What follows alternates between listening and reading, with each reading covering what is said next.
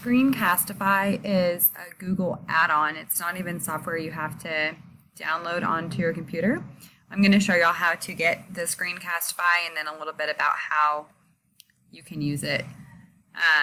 So if you just go to any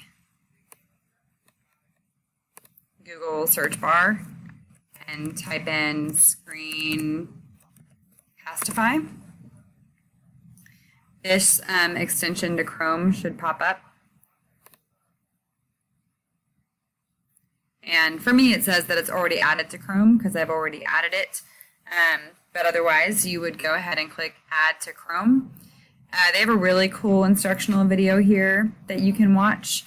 And even I'm learning, I say even I, like as if I use this a lot. I don't. I'm not like an expert. But even I have already learned so much just by using this. So you'll click on the Add to Chrome, and it's going to add an extension to your web bar up here.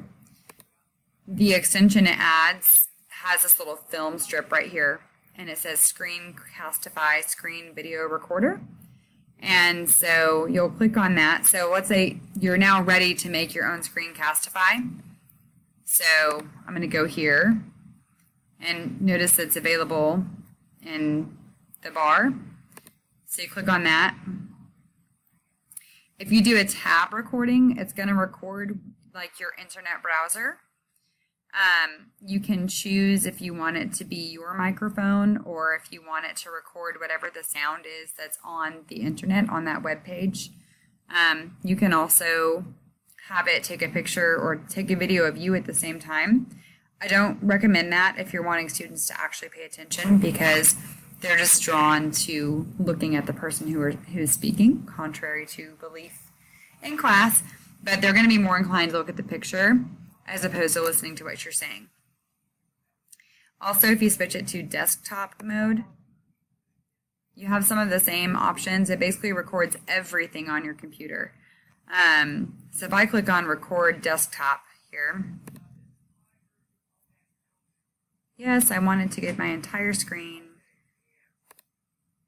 3, 2, 1. It counts down, and now I'm able to move freely either from the internet or I can go to my desktop. Down here you have some writing tools. So let's say I want to write on my screen. I can pick the pencil and I can say, all right, circle. I'm going to circle what we're working on now, which is Screencastify. And you can draw attention to a certain part of the screen.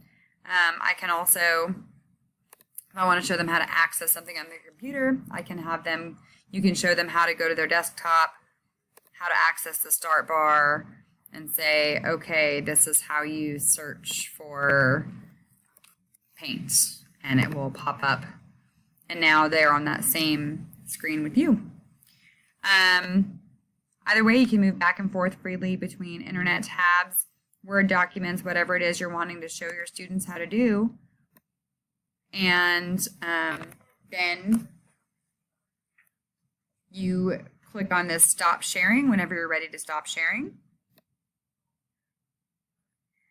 And a tab is going to It counts down, and now I'm able to, down here you have some writing tools.